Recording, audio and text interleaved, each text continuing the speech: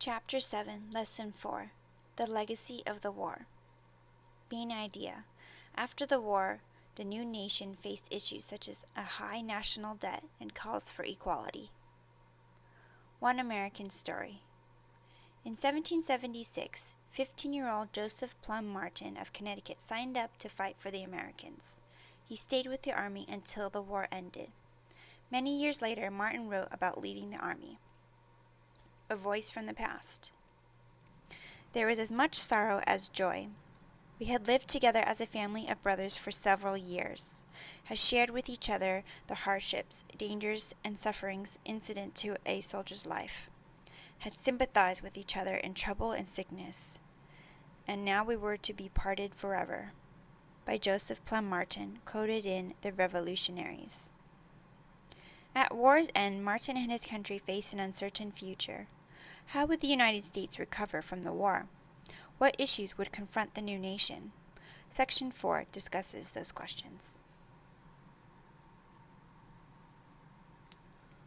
Why the Americans won. In November 1783, the last British ships and troops left New York City, and American troops marched in. As Washington said goodbye to his officers in a New York tavern, he hugged each one. Tears ran down his face. He became so upset that he had to leave the room. Earlier in the fall, Washington had written a farewell letter to his armies. In it, he praised them by saying that their endurance through almost every possible suffering and discouragement for the space of 8 long years was little short of a standing miracle. By their persistence, the Americans won independence, even though they faced many obstacles. As you have read, they lacked training and experience. They were often short of supplies and weapons. By contrast, the British forces ranked among the best trained in the world. They were experienced and well-supplied professional soldiers. Yet the Americans had certain advantages that enabled them to win. 1. Better leadership. British generals were overconfident and made poor decisions. By contrast, Washington learned from his mistakes. After early defeats, he developed the strategy of dragging out the war to wear down the British. Despite difficulties, he never gave up. 2. Foreign aid. Britain's rivals, especially France, helped America. Foreign loans and military aid were essential to America's victory. 3. Knowledge of the land. The Americans knew the land where the war took place and used that knowledge well. The British could control coastal cities but could not extend their control to the interior. 4. Motivation. The Americans had more reason to fight.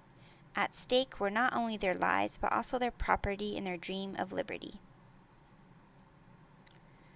The Treaty of Paris.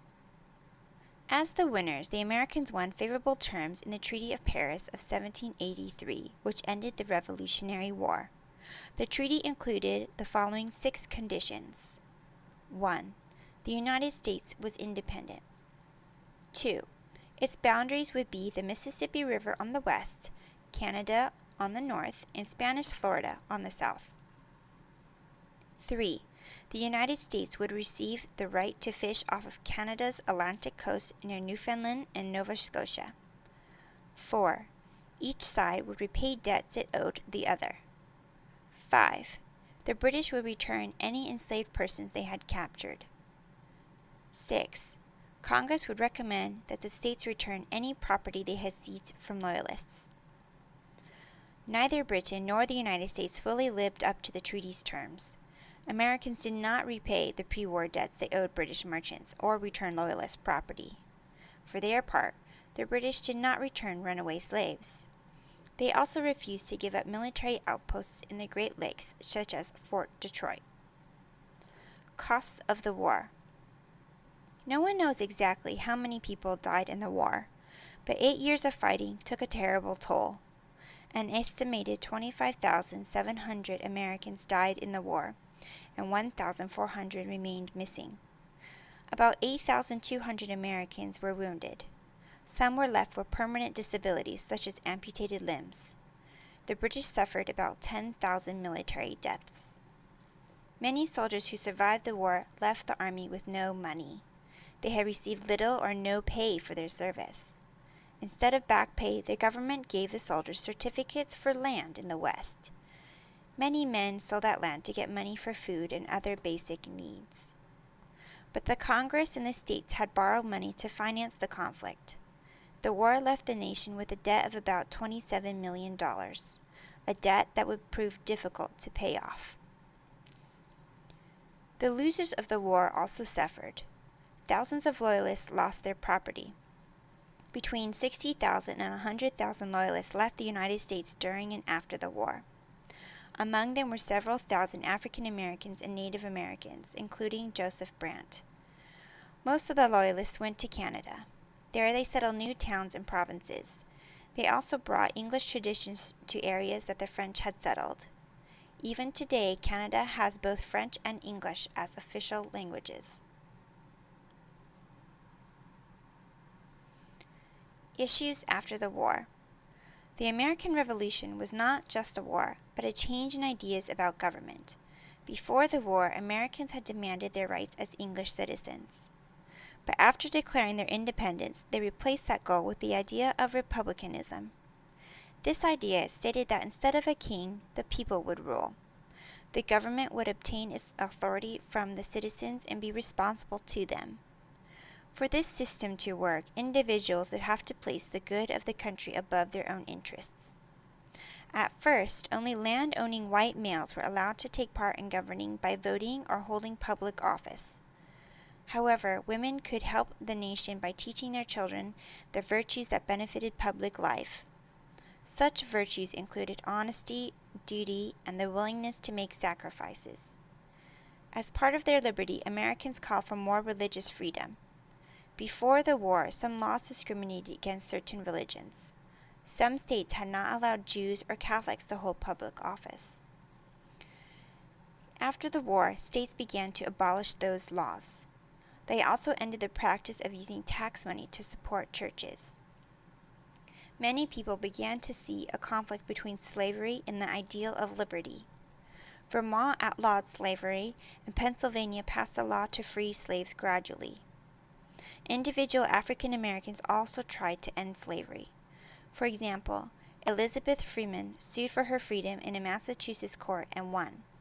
Her victory in 1781 and other similar cases ended slavery in that state. Freeman later described her desire for freedom. A voice from the past.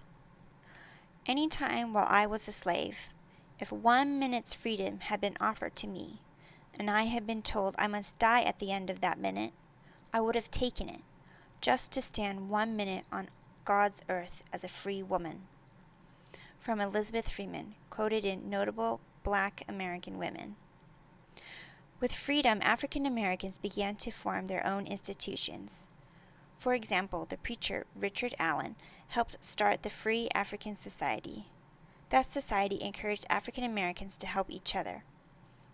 Allen also founded the African Methodist Episcopal Church, the first African American church in the United States. The American Revolution also influenced people in other countries. The Declaration of Independence was widely circulated in France and helped inspire the French Revolution in 1789. Revolutionaries in Latin America began to rise up against colonial powers in the late 1700s and early 1800s. By 1830, most of the former European colonies in Central and South America had won independence. Perhaps the main issue facing Americans after the war was how to shape their national government. American anger over British taxes, violation of rights, and control of trade had caused the war. Now the United States needed a government that would protect citizens' rights and economic freedom. In Chapter 8, you will read how U.S. leaders worked to create such a government.